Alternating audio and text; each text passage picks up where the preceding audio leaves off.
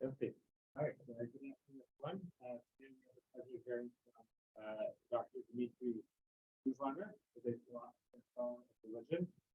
Dmitry received his PhD in philosophy and the study of religion in 2009 from Moscow State University. He's currently with us as a fellow at the Center for the Study of Conversion and Answers at the University. He's also previously won a number of positions, a research fellow at the Moscow School of Social and Economic Science, as well as the director at the Center for the Study of Religion at the Russian Presidential Academy of National Economy and Public Administration.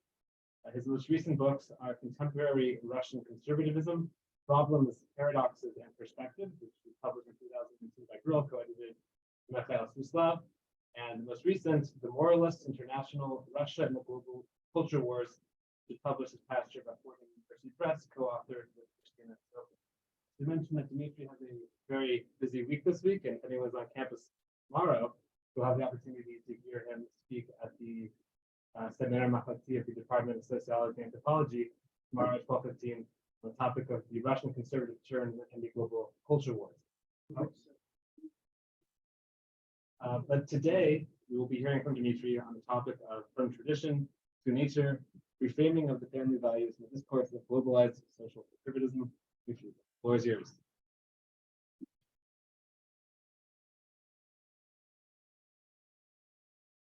Thank you for this presentation and good afternoon.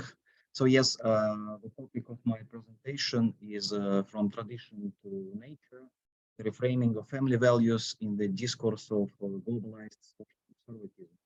And I would say that the general topic of my interest is culture wars and the globalization of culture wars. And I am very much interested in the transnational alliances of the participants of these culture wars. And in particular, I am interested in the conservative camp of this confrontation. So I study transnational global networks of religious conservatives. This is the phenomenon that I, together with my colleague, we call it the Moralist International. It's a reference to the Communist International, but only this time it's not a communism, but certain type of social conservative. So we call it the Moralist International. And I know that the topic of this year for the center is religion and nature.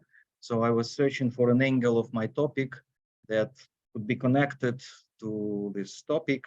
And I found one. It's this reframing of the language, when instead of tradition, these global social conservatives, they start to appeal to nature and to talk about nature. Well, my presentation, I will speak for about 1 hour, and my presentation will be divided into 2 parts. First, I will just describe the general context of these culture wars and globalization of culture wars, and then I will talk about this transformation in the discourse. Well, first I would like to start with some general remarks on culture wars, because I think it's necessary to better understand the context. So what are culture wars? Culture wars, well, we try to describe them. This is the struggle around what can be called traditional social order or traditional social order. And if we talk about culture wars as a series of conflicts, it is a series of conflicts around a set of things.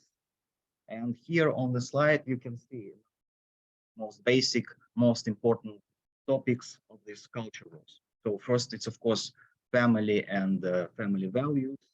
It's the issue of gender roles and parenting. It's the issue of gender relations and reproduction. It's also the question of the place of religion and religious symbols in public. For example, do religious symbols have the right to be present in public space, or should they be removed from the public space if we are talking, for example, about a secular state? And finally, it's the question of the public morality and the freedom of expression.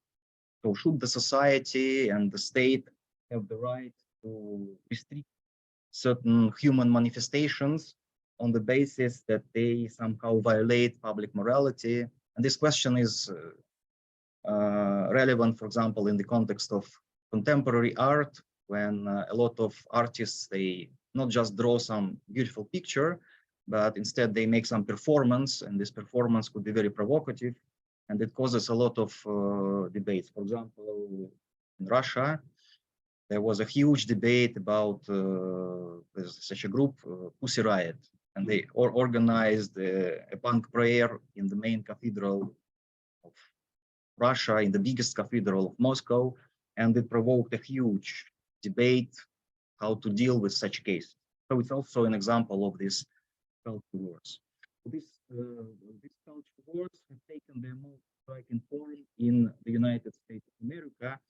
And when we are talking about culture wars, the concept is usually associated with America. And there is a classic work by James Davison Hunter, and the cover of this book is a slide where he basically described what happens in America, and he also popularized this concept of culture. So basically, if we're talking about America, then this traditional social order is America of the 1950s, and the point which separates this traditional social order from what we have now is of course 1960s, the revolution of the 1960s. So, for example, when you talk to conservatives, when they describe the reasons why they started to act, they all refer to the experience of the 1960s. And for example, on this slide, you can see a quotation from the Natural Family, Manifesto of the Natural Family, where authors of this manifesto, they explain the meaning of the 1960s, what happened in the 60s that triggered all the activity. But of course, culture wars is not something exclusive to American history. By and large, all modern societies, all contemporary societies, they face culture wars in one form or another.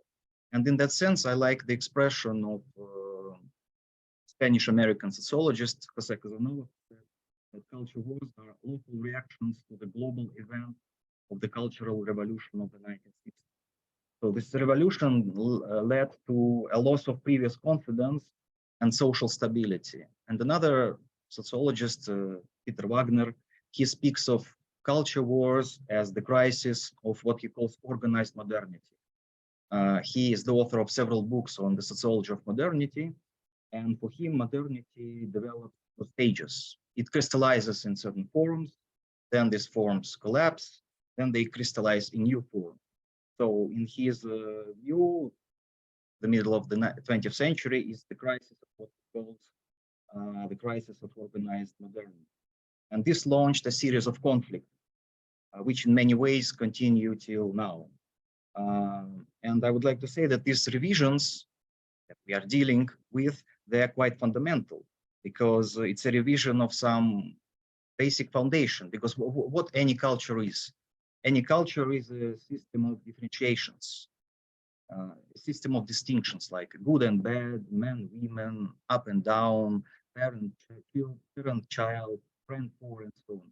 But when this established system of differentiations starts to crumble, it starts to transform, it inevitably triggers a whole series of processes, like moral panics, various phantasms of imminent chaos, and so on. This breakdown of the organized order becomes a new dividing line around which competing positions, competing camps emerge.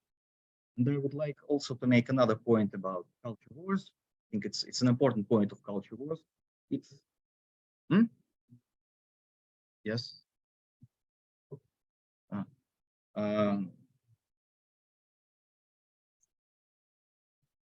Yes. No.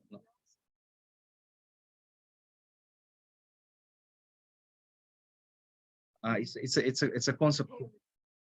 It's a concept coined by Peter Wagner in his book Sociology of Modernity, where he describes several stages how modernity crystallizes itself in certain institutions. So he describes the form of modernity that existed before 1960s as organized. Then in the 60s, it was collapsing when new social movements, new individuals started to, how to say, to challenge it. And this was for him the start of the crisis and transition to something new.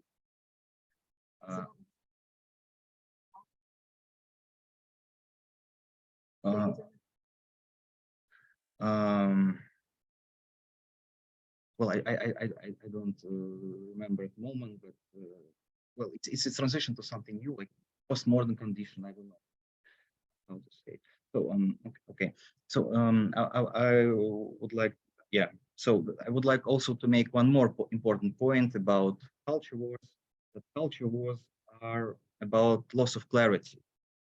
So things that for many years seemed obvious or evident are losing this status of being something evident. So we see how in culture wars something that felt evident, obvious, once again becomes something. Once again becomes an epicenter of conflict and not of dispute. The question of the definition.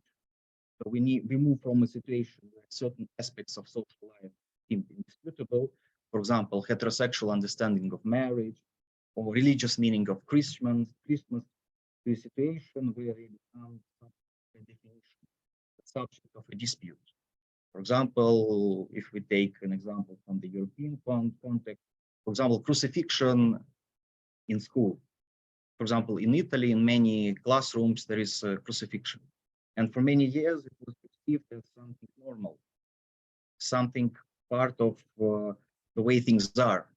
But then suddenly people appeared who started to challenge the status quo. They start to interpret this crucifixion as a violation of the principle of the state, as an instrument of religious indoctrination of children.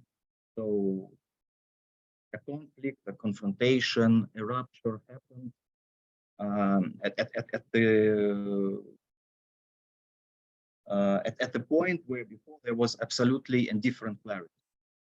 So in these culture wars and this struggle over traditional social forms, two positions emerge, two camps, two fractions.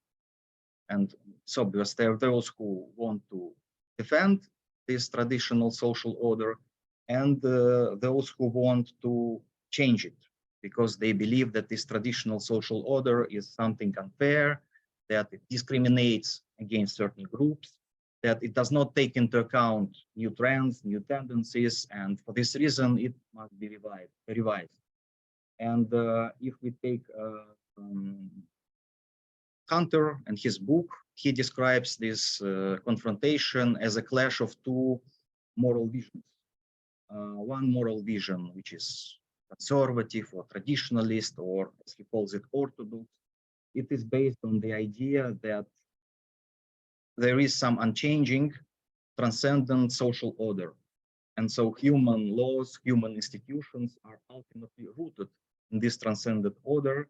And for this reason, they cannot be revised at the arbitrary will of any particular group or individual. And the opposite moral vision, the moral vision of social liberals, the moral vision of progressivists, is based on a different moral vision, which assumes that all institutions, all rules to which people are subject, are ultimately made by human beings, and accordingly may be revised, may be transformed in accordance with some new cultural and social reality. For example, family. So conservatives believe that traditional family as the union of a man and a woman is an institution created by God. It's established by God and it's part of the creation. And for this reason, it cannot be redefined, it cannot be revised. But for people who stick to the opposite point of view, family is just a form of two people coming together, a form that has developed in history. And for this reason, it can also be changed as anything that happened in history. It can be redefined, revised, and so on. Next point about culture wars that I would like to make is that when Hunter described culture wars, he paid attention to several very interesting transformations that happened in the religious sphere. First of all, he paid attention to the fact that as a result of these culture wars, new interreligious alliances emerged. For example, alliances between Protestants, Catholics, Jews, and Mormons, who somehow seem to forget their tradition of enmity, and they kind of come together in order to face the common dangerous enemy. For example, Protestants stop thinking of themselves as opponents of Catholics, and Catholics stop thinking of themselves as opponents of Protestants, and instead they come together in order to fight a new dangerous enemy. So as a result of culture wars, we see the formation of very specific, very strange coalitions. That are created to confront this progressive position, this progressive fraction, this progressive camp. And to a certain extent, one can say that this is a kind of a new ecumenism. New ecumenism because classical ecumenism was built on the idea that we should come together because there are some doctrinal affinity, because there's something in our faith that brings us together.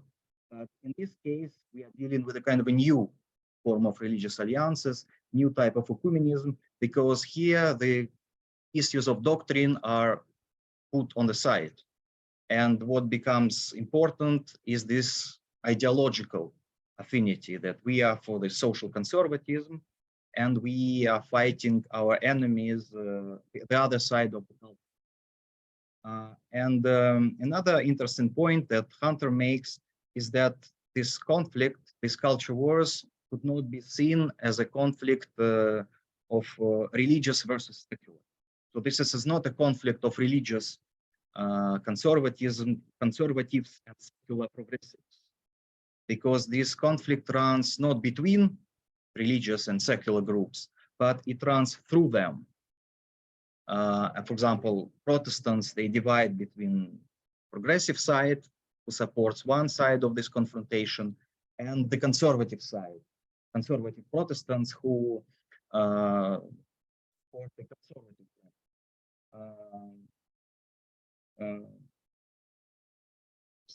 and this leads also to very interesting processes when conservative Protestants start to consider themselves as close to conservative Catholics or to conservative Mormons, and consider their liberal co-religions, like liberal Protestants. So kind of divided, not between religious versus secular, but the dividing line which goes through religious traditions which are divided. Some of them are on the side on the progressive side, others find themselves the conservative side. And the third point that Hunter makes is this excessive polarization. It's like kind of extreme polarization, when we are no longer talking about some kind of search for a compromise, but we are talking about absolutely black and white thinking. Each side says that it is on the side of the good, and the opposite side embodies some monster evil. And for example, when I talk to conservative activists and we discussed this concept of culture wars, they all said that yes, it's a metaphor, but it could be that this metaphor could no longer be a metaphor, but turn into a real war. For example, in American context, they were mentioning civil war. But for example, if we take the Russian case, where Russia imagines this culture war as a war of allegedly conservative Russia versus moral West, we see that culture war is no longer a metaphor, that it really reflects a conflict that looks like really real war. So the intensity of these conflicts is so strong that, of course, culture war is a metaphor, but at any moment, the turn into a real war. Of course, as I said, culture wars is a confrontation of two parts, but I'm much more interested in the conservative side of this confrontation. Well, this is due to the fact that, well, I come from Russia, and in Russia, conservatism became a very powerful movement. And it's a very interesting process how a very marginal group, a very marginal ideology in, I don't know, 20 years managed to become mainstream to the point of implementing some of the ideas of this social conservatism into the text of the new Russian constitution, which was adopted in 2012. So accordingly, I was interested in, I tried to understand the roots of this movement. So from here stems my research in this conservative movement. So if we return to the American case as the most striking case, and also American actors are the most active participants of these culture wars, and the most active participants in global culture wars. So the movement which is key to my narrative is the movement that is called Christian right. It is precisely this movement that starts to form as a result of the cultural revolution of the 1960s. It emerges, develops, and strengthens in the 1970s and 1960s. So this is the movement which assumed the mission of defending this very traditionalist or conservative position. So they started to talk about the need to defend traditional values, to promote spiritual and moral revival of America, which was being destroyed by immoral liberals and communists. And they were not just involved in some kind of intellectual debate, but they were involved in a real political struggle. So if we try to define this movement, then here on the definition, it's a social movement that attempts to mobilize evangelical Protestants and other Orthodox Christians into conservative political action. Like the key figures here are people like Billy Graham and Jerry Falwell with his moral majority. This movement, this Christian right movement, they were engaged in culture wars. For example, some of them were fighting with abortion, so they tried to end abortion in America. Others were concerned with homeschooling, with the right of parents to educate their children not in public schools but at home. Others were concerned with what they called radical homosexual agenda. Others were focused on banning same-sex marriage. Others were concerned with reducing the amount of sexual material on television, movies, and popular music. Others tried to promote the public role of religion and to achieve public recognition of Christian status of the United States. So this Christian right movement, it's not a single movement. It's a movement which consists of many activists, many organizations.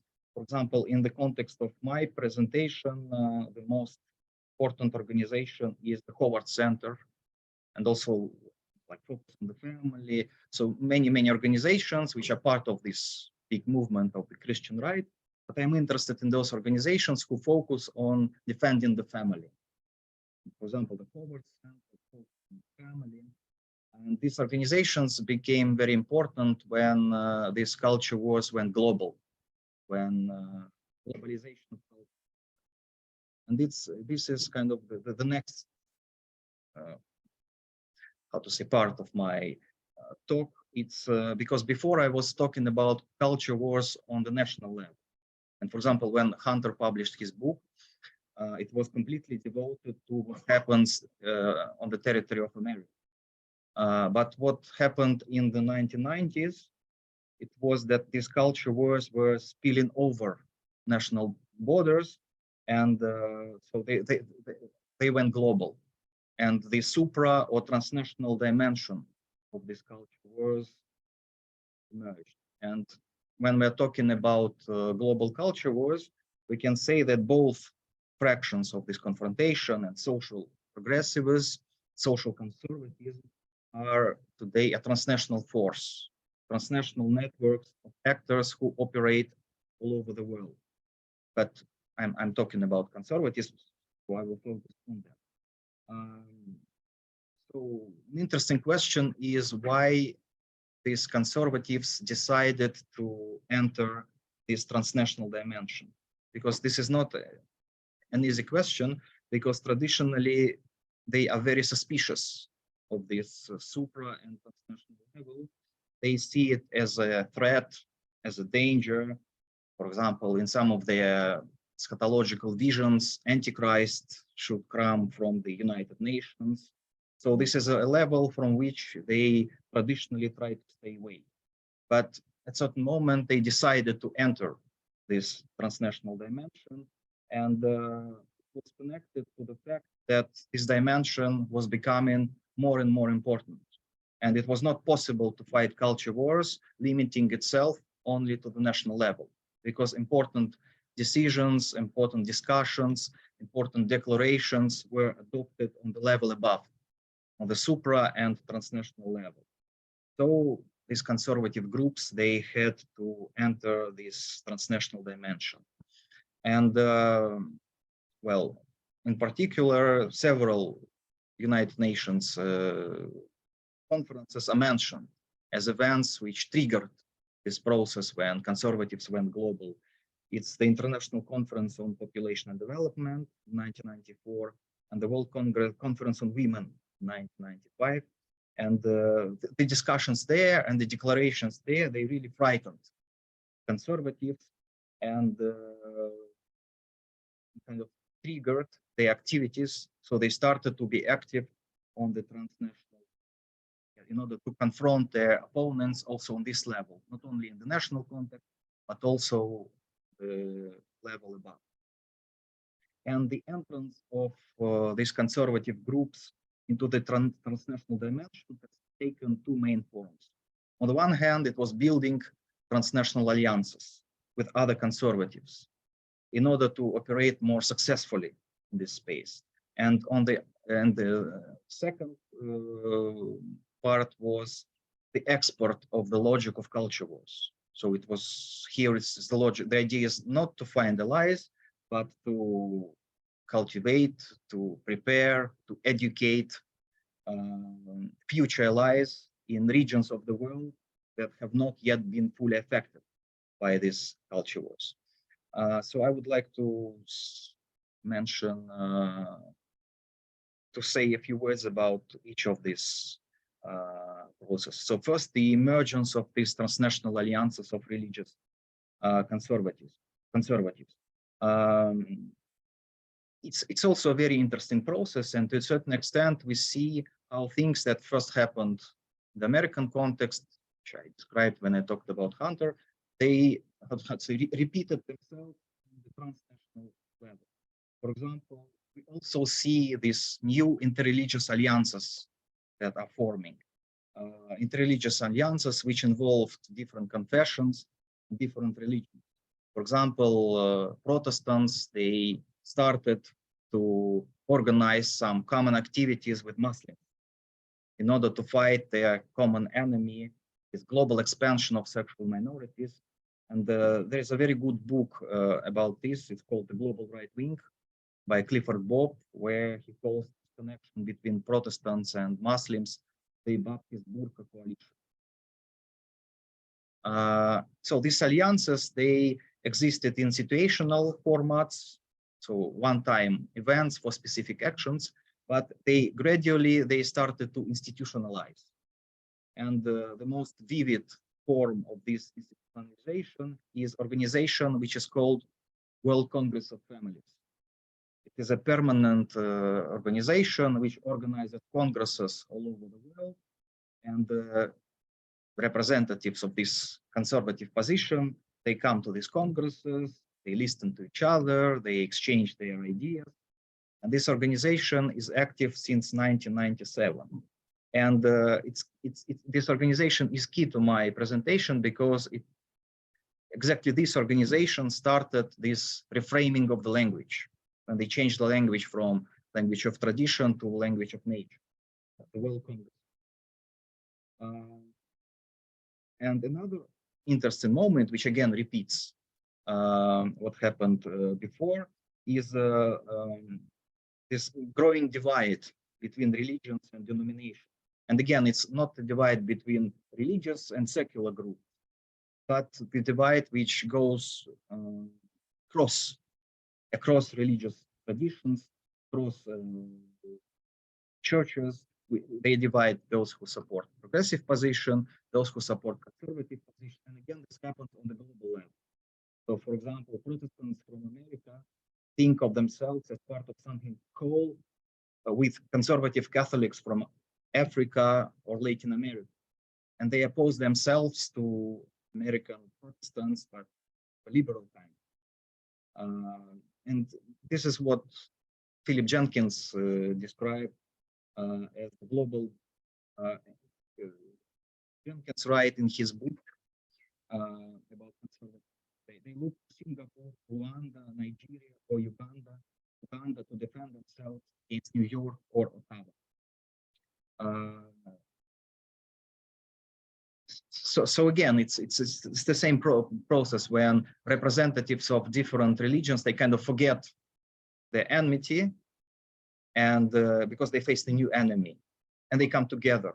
And sometimes it really looks very, how to say, very surprising. For example, from Russian context, when you see conservative priests of the Russian Orthodox Church, Eastern Orthodox Christianity, who are very conservative, and they say that, for example, Protestants or Mormons are heretics, that they should not be allowed to come to Russia, that that their activities must be limited in Russia. But then you see how the same conservative priests, they come to this World Congress of Families, and they share stage with the same Protestants and Mormons whom they blamed, because now they have common enemy, this immoral, evil, progressivists, immoral liberals. So it's a new kind of ecumenism, a conservative ecumenism, where questions of faith are put to the side, and instead ideological affinity is something that becomes important. And another point about this globalization of culture war is the export of the logic of culture wars. So it's also a very interesting process, because social conservatism breaks away from its national roots and turns into a kind of global ideology, a global ideological commodity, which is then disseminated and spread around the world. And it's interesting, and for me it's very paradoxical, because traditionally it is kind of liberalism is connected to the transnational dimension, to something cosmopolitan, to something global, universal.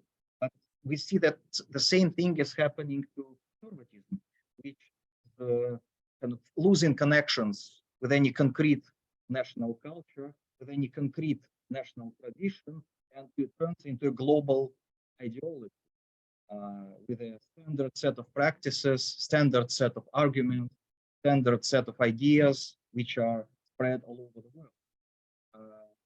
And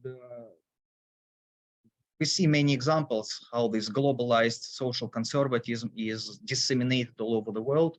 For example, there are very good studies of what happens in Uganda, where this conservatism of traditional values was brought in, and how it led to legislative changes in this country. But another striking example for me is Russia, where, I repeat, this conservatism was a marginal ideology, but it managed to make an extremely successful career. And the big role in this process was performed by representatives of these transnational alliances, or people who were connected to these transnational alliances. And as I said, the culmination of this process was the new text of the Russian Constitution, which was adopted in 2020. So that's kind of the first part of my presentation, where I described the general context. Now I would like to talk about shift in the language. So I would like again to return to the question of this loss of clarity, culture wars and the loss of clarity. return to the question of what family is. Because somehow, some time ago, this question seemed absolutely self-evident. But as a result of culture wars, it is no longer clear what family is. So what seemed clear some time ago is no longer clear. And as an example, yes, this, what is family? And as a matter of fact, the debates are around this question. How do we define family? How do we limit family? How do we differentiate between family and some other forms of unions of people? And the activities of these transnational networks of religious conservatives, social conservatives, they revolve around this particular question. So what is family? And I mentioned this organization, World Congress of Family, and it is busy particularly with this question. What is family? So World Congress of Family is, well, first of all, it is an example of this institutionalization, the efforts of conservative groups to organize a transnational institution, not a one-time event, one-time activity, but something permanent. So it's an organization which has its administration, and they run these congresses. It's a transnational non-governmental organization that aims to promote a traditional heterosexual family model, conservative gender roles, while opposing abortion practices and other policies that seek to eliminate discrimination in the area of gender identity and sexual orientation. Well, this organization emerged in 1997, and according to the legend, the founder of this organization, his name is Alan Carson. He's a Christian right activist from America. But according to the legend, the idea of this organization came to his mind when he came to Moscow. He came to Moscow in 1995, and his visit to Moscow is connected what I said about the export of the logic of culture wars, because when Soviet Union collapsed, the post-Soviet space was perceived as a very good field where you can bring your ideas, your meanings, your, I don't know, ideological protests. So visit of Alan Carson to Moscow could be conceived as a part of this process. So he went to Moscow and he met there with like-minded people, with academics, with people from Russian Academy of Science, with people from Moscow State University, and in particular with Russian sociologist of family Anatoly Antonov. And together they discussed the idea of creating an organization that would advocate and promote pro-family stance throughout the world. And 2 years later, this organization really emerged. Well, this organization is headquartered in America. It's run by the Howard Center, but its activities are global. And when the researchers describe this organization, they say that it is the Christian right's first sustained attempt to build a permanent global interfaith institution. And yes, as I said, they really went global. So their main activity is that they organize congresses, like every year, every 2 years, where they gather like-minded people from all over. For example, the recent congresses in 2016, they had a congress in Tbilisi, Georgia. In 2017, they had a congress in Hungary, Budapest. In 2018, Chisinau, Moldavia. In 2019, in Italy, in Verona. And as far as I'm concerned, the recent congress was held in Mexico. And I attended some of these events. For example, I attended the event in Tbilisi, and I attended the event in Budapest. And yes, I can say that these are huge forums with hundreds of participants, including very influential people. For example, when I was in Tbilisi, first of all, one of the participants was the future president of Moldavia, and also the patriarch of the Georgian Orthodox Church came to this event. He's a very old person, but still he came to this event and he gave a speech. And for example, in Budapest, In Hungary, one of the key participants was Viktor Orban, the prime minister of the country. And in general, they all praised Hungary for being the best friends of the family. So yeah, so these are huge events. They are organized like big conferences. So they have like sessions with presentations, plenary lectures. They also have some kind of closed meetings where local politicians, local activists, and these transnational activists, they come together and they discuss their activity. And I would like to say a few words about the founder of this organization. His name is he is the director of this Howard Center. He was the inspirer, organizer of this World Congress of Family. And but he's not just a public activist, he is also a scholar. He is the author of numerous books on family, the history of family, and he continues the tradition of sociology, which is rooted in the works of such scholars as Russian-American sociologist Peter Sorokin and his colleague Karl Zimmerman. And this tradition of sociology is based on the idea that family is the basic unit of society. And moreover, they believe that the better way of living is the way of living connected to the countryside, to the life in small communities, as compared to the life in big cities. And also there is the idea of family economy, that when family produces some goods and consumes these goods for itself. And they see it as a much more sociologically, demographically, economically efficient way of living compared to urbanization and the life in big. And so Carlson, he continues this tradition and he coins this concept of natural family, develops the concept of natural family. And I should say that he himself embodies this way of life because he lives on a farm, family, where they have some chicken and cows, and so they produce food, they consume this food, and they also distribute this among their neighbors. But as I said, yes, he is an activist, politician to a certain extent, and he was the creator and inspirer.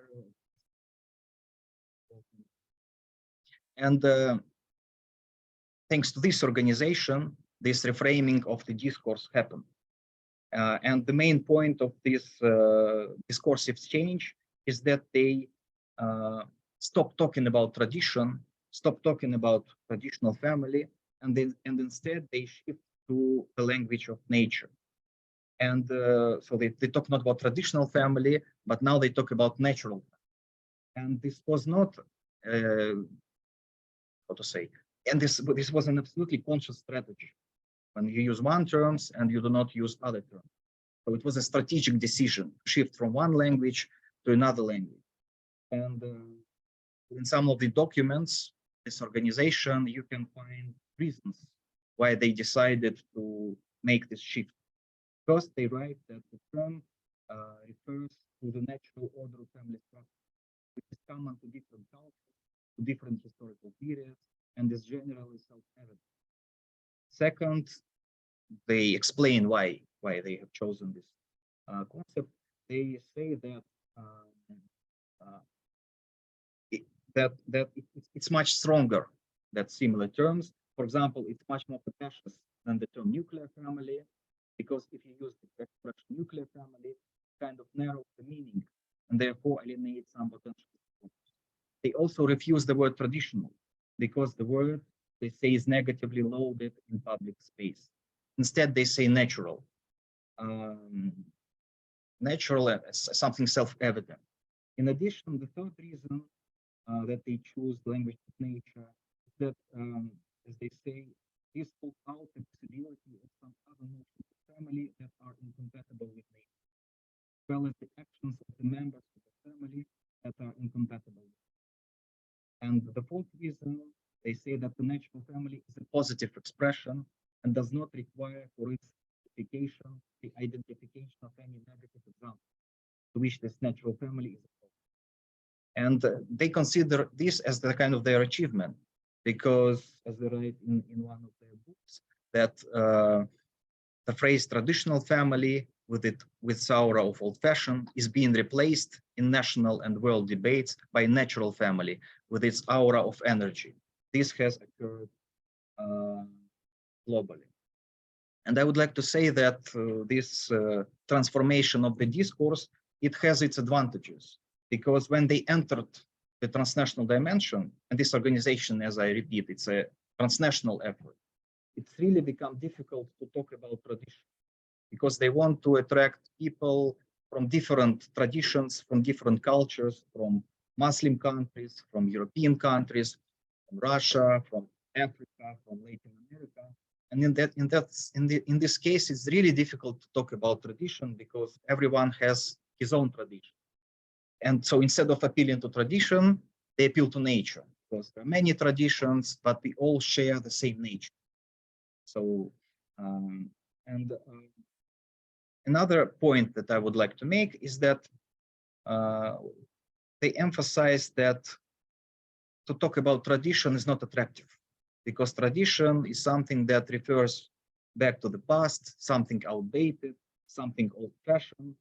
And on the contrary, when you talk about nature, when you talk about natural order of things, this is something fresh, this is something fashionable, this is something in the spirit of time.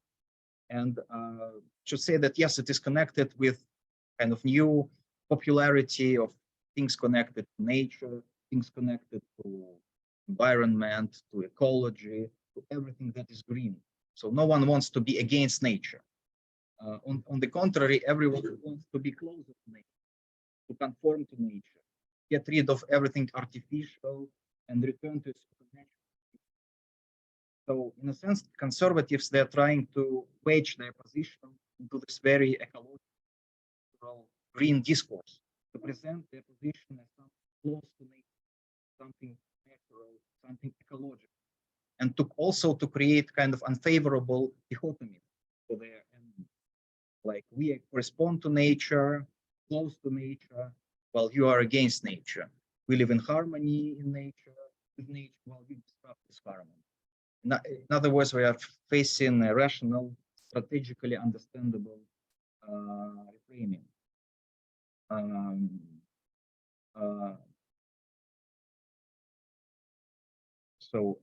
Well, another advantage of this language of natural family to which they refer is the fact that with this concept of natural family, they can refer to the Universal Declaration of Human Rights, where in the chapter 16 of this declaration, you can find Article 3, which states that the family is the natural and fundamental group unit of society and is entitled to protection by society and the state.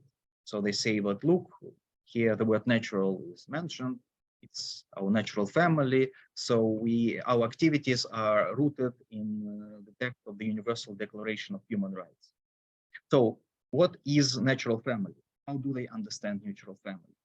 Well, first of all, they believe that natural family is the basic unit of society, not state, not nation, not some other forms of communities, but family. And how do they define family? For them, family is the union of a man and a woman through marriage for the purpose of sharing love and joy, producing children, educating those children, creating a viable domestic economy, offering security in times of trouble, and connecting generations. And the third point is the kind of the religious creed, that when they say that natural family is a fixed aspect of God's created order, something that is inherent in human nature itself. That is, some various family systems may become stronger or weaker. The natural family cannot change and take some new form, nor can it be redefined by some particular zealous social influence. So this is this constant emphasis that the natural family is not rooted in tradition.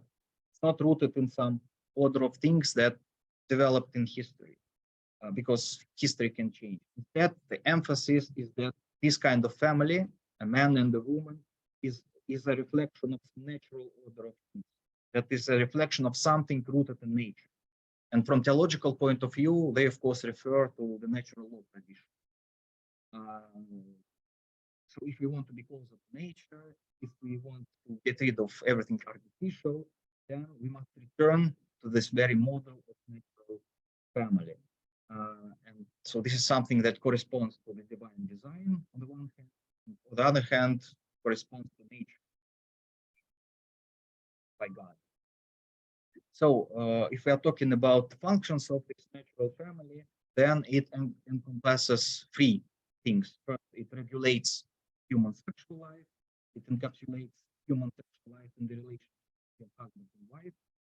Second, it regulates the relationship between sexes, assuming certain patterns of gender relations, where the man is the protector, the earner, the one who interacts with the outside world, and the woman is the keeper of home. She stays at home, she nurtures and raises children. And the third point is related to the activity of this natural family, the economic point. So family is not just the basic social unit of society, it is also an economic unit. So the family must do something, must produce something. So the ideal form of family is family as a kind of a small enterprise, which produces something. For example, food, which it partly consumes and partly distributes among neighbors.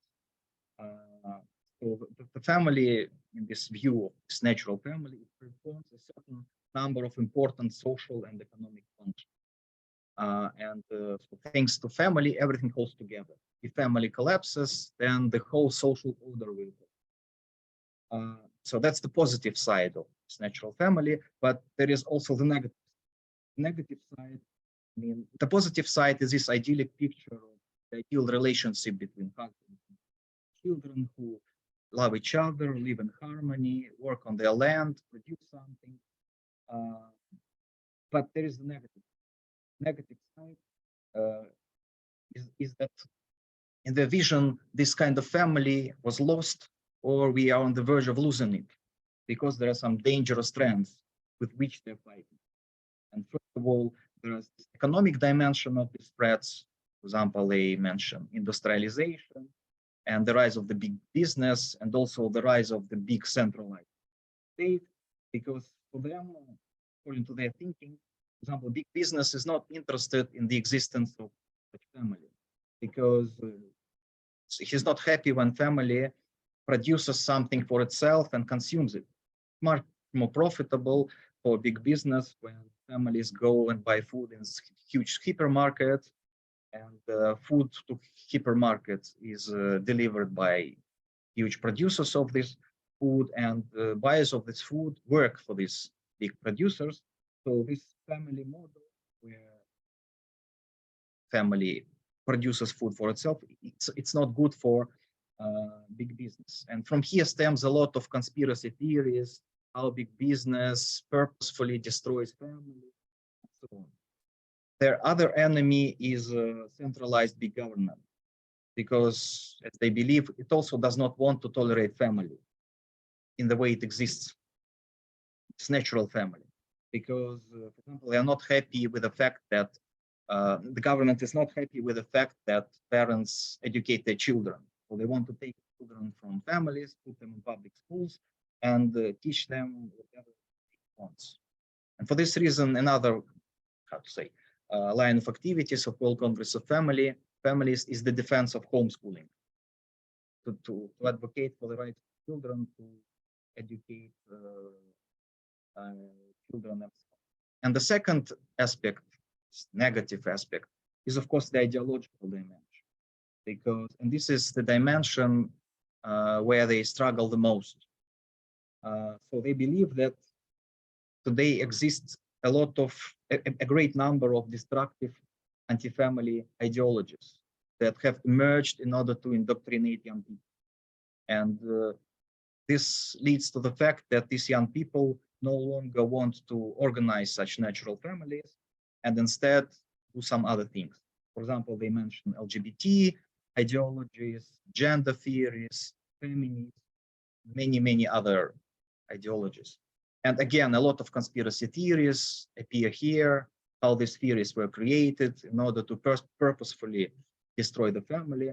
For example, there's a very popular narrative about Frankfurt School as the villains who created everything and everything went wrong. So this is their worldview. This is the way they see the natural family, how they understand it, why they decided to shift from traditional family to natural family in their documents. So they're very active all over the world, and they lobby different changes. For example, make sure that the definition of the family as the union of the man and the woman is right institution, or to lobby for laws that would limit the right to women. For example, to exclude abortions from the compulsory health insurance system, or, for example, initiatives to limit homosexuality and so on.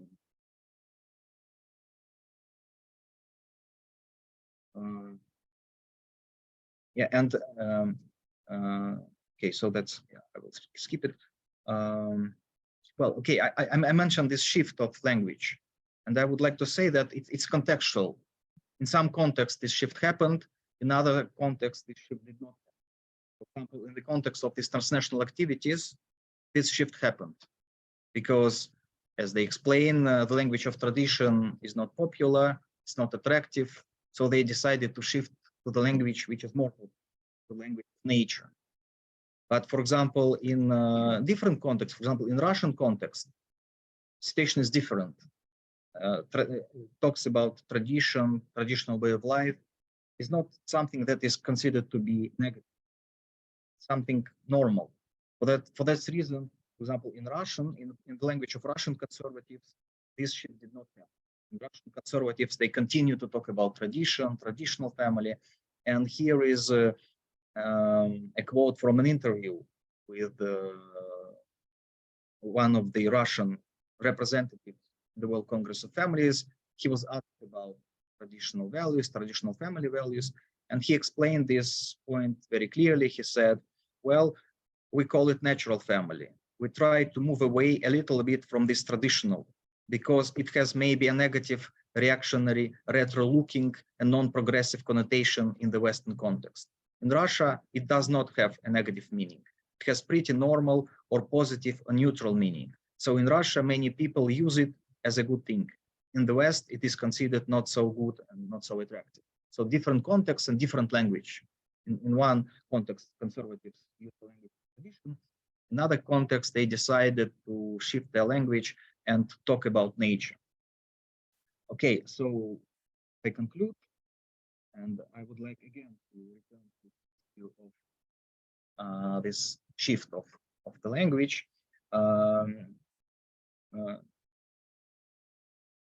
Well, in my opinion, this shift of language is connected to kind of this new meta discourse of when everything which is connected to nature, to ecology, green way of life, it becomes so popular that everyone has to react.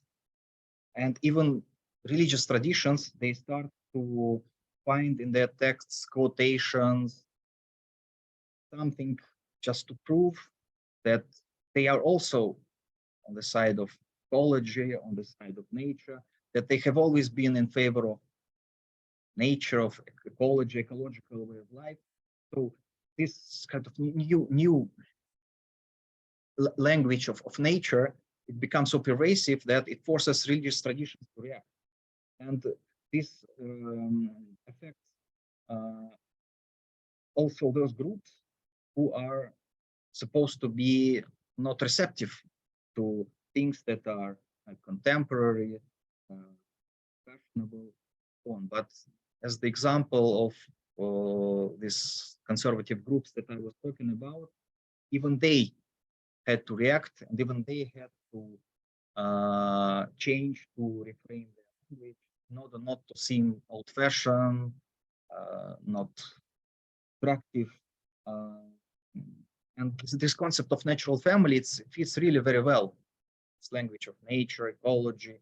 green way of life. For example, this is the cover of a book by Alan Carlson about the natural family, and we see that it's very how to say, ecological picture. Yeah, it's a green, and it's a family, it's earth, it's cows. Yes. And it's a very good way to present your position today, yeah, to frame it in the language which it becomes very popular. And it's also a very good way to present your opponents, not in a very good way, present them as something artificial, like chemical, perverted distortions of something that is natural, ecological, green, and so on. Yeah. So with this I finish. Thank you for your attention. Thank you.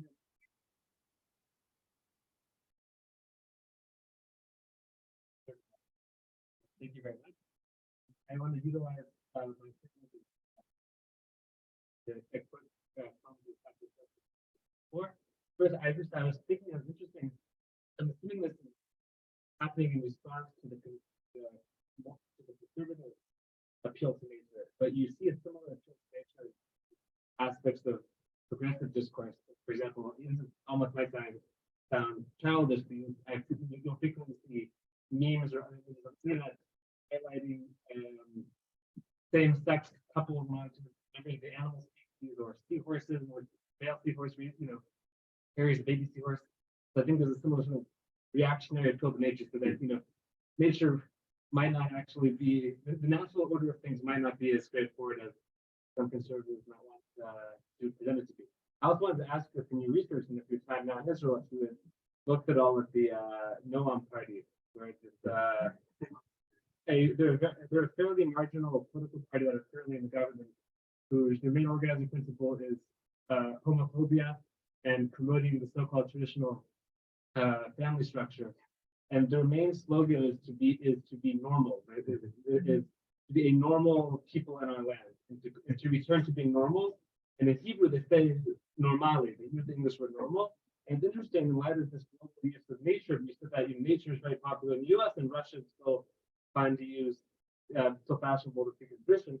I think it would be interesting to look as to why this party in Israel, which is definitely a local manifestation of this global, more or less international, as you call it, why in Israel they're typically choosing to use the word normal and not natural. So they're related, but not much to say.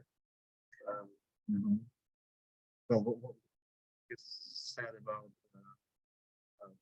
as part of what you said, I think yes, this is also the reflection of what I said, is the popularity of nature, when everyone appeals to nature and wants to prove that his position is rooted in nature.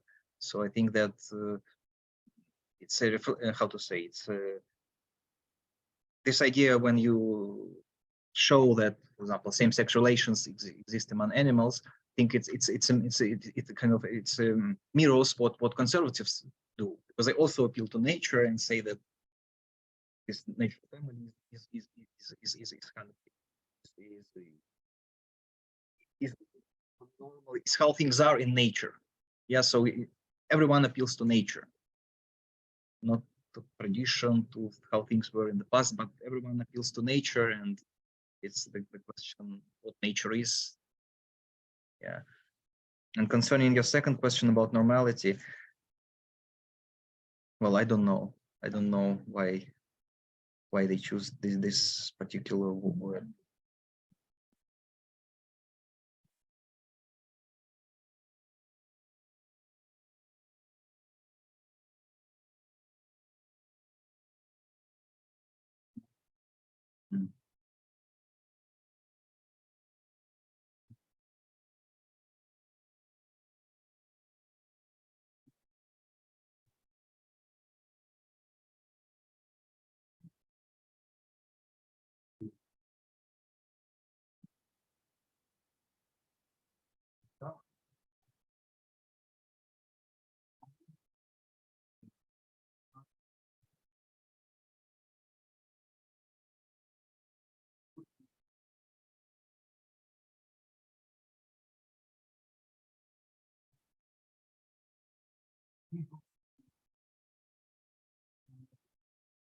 Mm.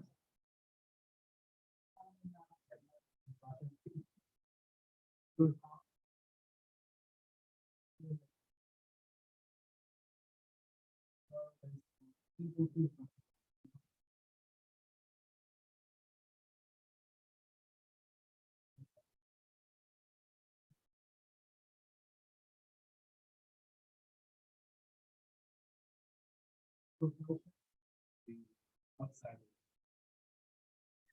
Well, well, as there's a joke in Russia that Russians live in same-sex families like grandmother, mother, and children. Yeah, yeah, it's.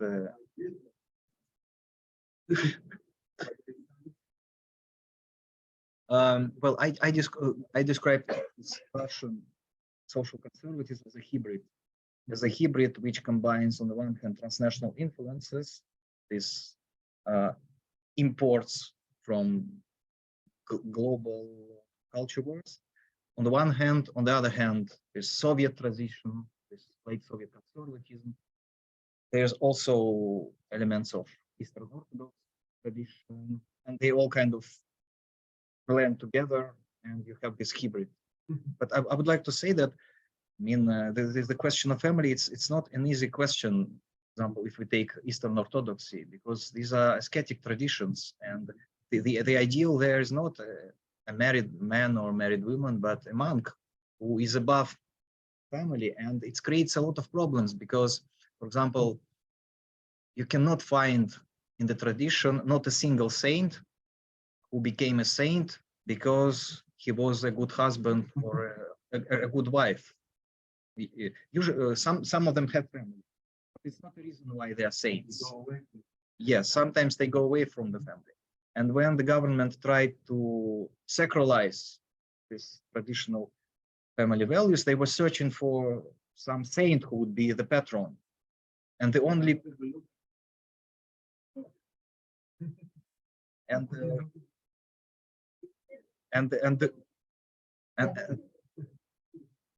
and the only people they managed to find was Piotr and Severin, who had a very strange story of relations, which is very far from romantic, and they also had no children. But these are the people who were probably closest this idea of in Eastern Orthodox tradition, which I repeat is ascetic, and it's not family based.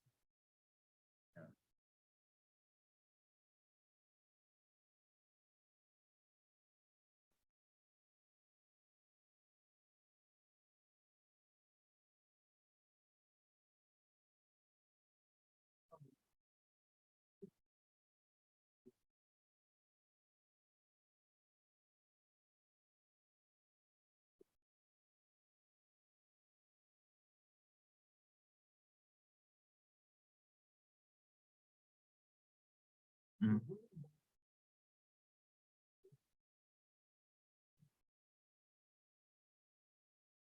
Mm.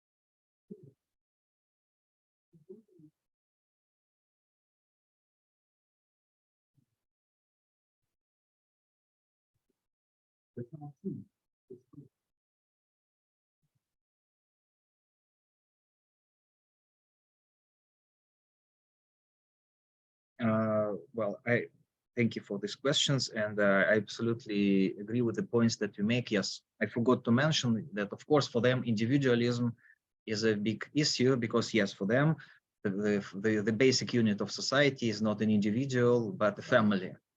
family. And of course, individualism, the ideologies which promote the will of the individual, who wants to do this, who wants to do that, is also a threat, of course.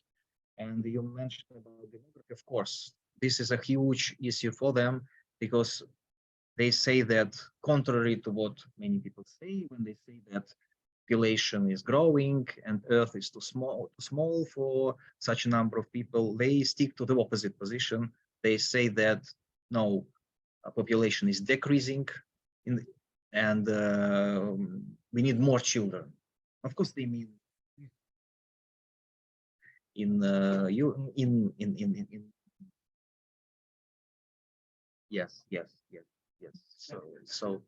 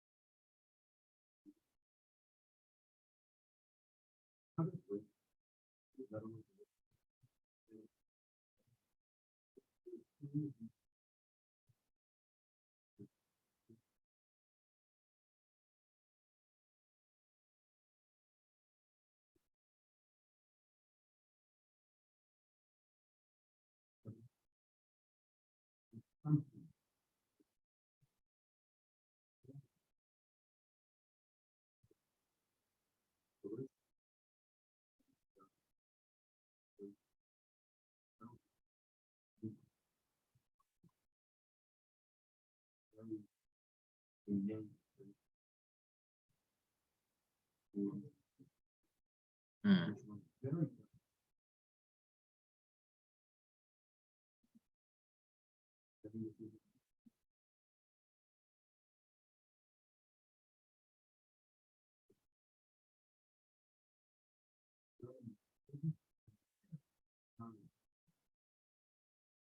Mhm.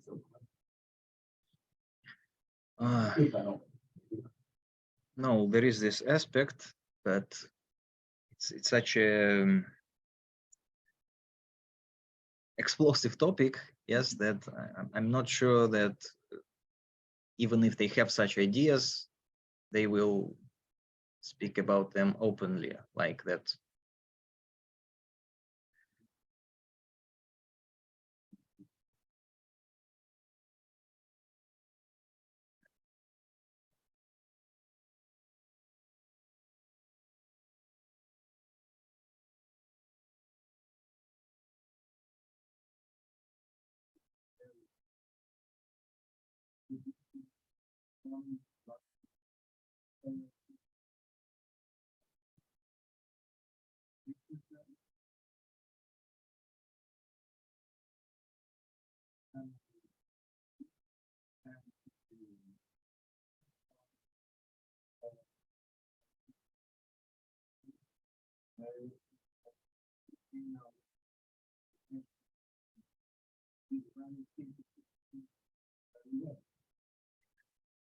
Well, I would say like this. Yes, for example, if you listen to Russian conservative priests, of course, they have this idea, this demographic anxiety that ethnic Russian Orthodox people are increasing, and we have China, which is growing, and we have Muslims, which are also growing.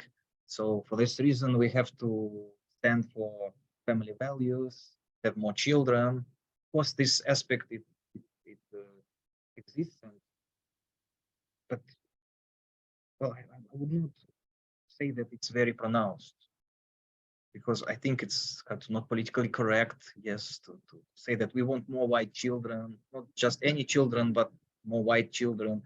Not sure that such things could be pronounced, at least publicly.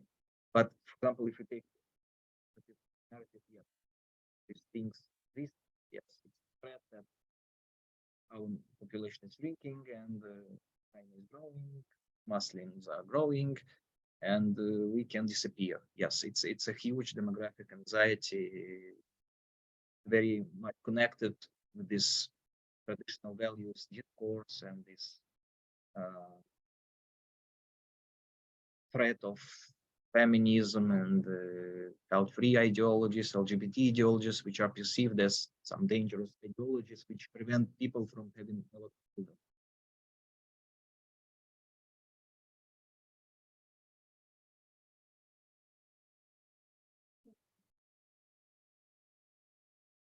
Yes. No, there are a lot of tensions. For example, we are talking about, example, these alliances between Christians and Muslims, but, for example, Muslims have other understanding of what family is, like one man and many wives. And the African understanding of family is also different because it's a clan. It's not a nuclear family. It's not a man and a woman. It's a clan. So yes, these tensions they exist, and this is I think is more important because they forget about their differences, and because they have the common enemy with whom they fight.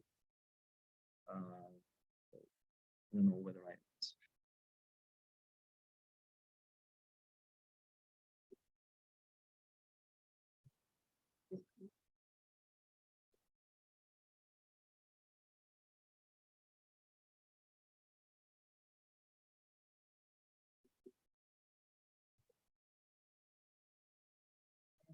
Mm. Mm. All the chronology.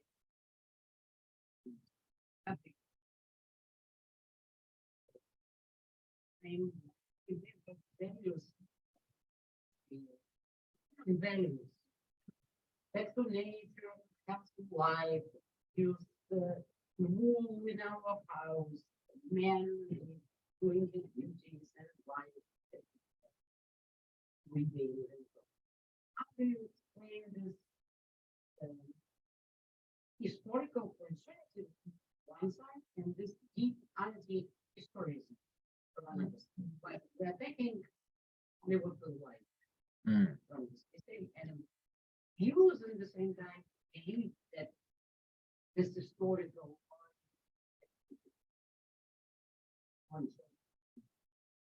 everything is complicated by But I don't agree that, I mean, the kind of conspiracy theories that you mentioned, I think they belong to other circles, because the people I'm talking about, they have their own conspiracy theories, but they are different. They talk about, for example, the Frankfurt School, like this Herbert Marcuse, or that they was like the task of the KGB to create destructive ideology, to destroy the West from inside.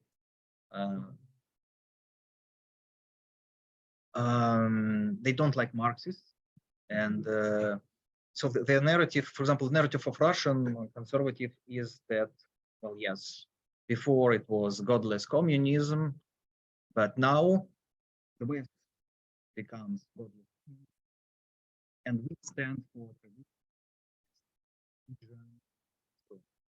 So yes, I'm assuming that the idea now is still because it experiments with family, it experiments with all these traditional social forms, what Bolsheviks did after the Nazis. So now they say it's the West, which is the new USSR, and we are defending the new USSR, and even they really study the experience of dissidents, Soviet dissidents. For example, there's a book by Rob Breyer, who really interviewed Soviet dissidents who were fighting the USSR, because he really believes that conservatives in the West are in the position of these dissidents.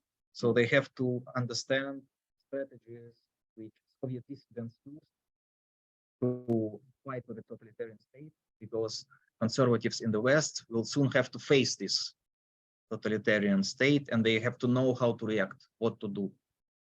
So yes, it's anti-communism, anti-Bolshevism, but only now it's America is the new USSR, European Union is the new USSR, and people who are conservative, they're kind of new Soviet dissidents who are fighting with this new totalitarian language, totalitarian practices, when you're not allowed to say things that you want to say, and so on.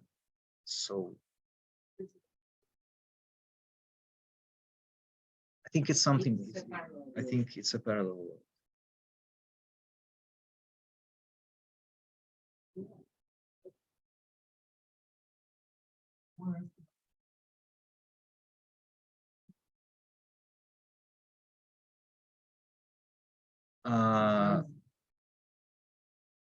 Yes, and what is their position on evolution? Well, their position, okay, I can say that all of them, probably the position of the majority is that they're against evolution. And that's the reason why they support the schooling, because they want to have their children at home in order to be able to explain them that theory of evolution is not something you should take for granted.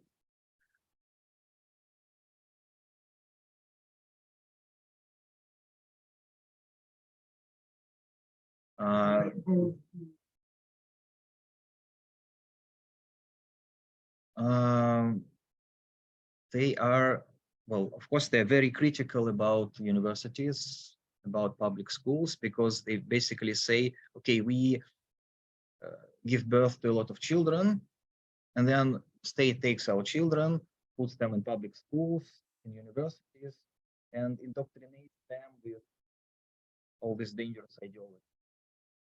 And for this reason, they won't have to have homeschooling and to have their universities. And there are some universities which are created especially for such parents. So yes, it's also their big enemy, universities, because universities spoil children. Well, as for their attitude to technology, well, I don't know. I think normal attitude. If it can be used for the benefit, it's.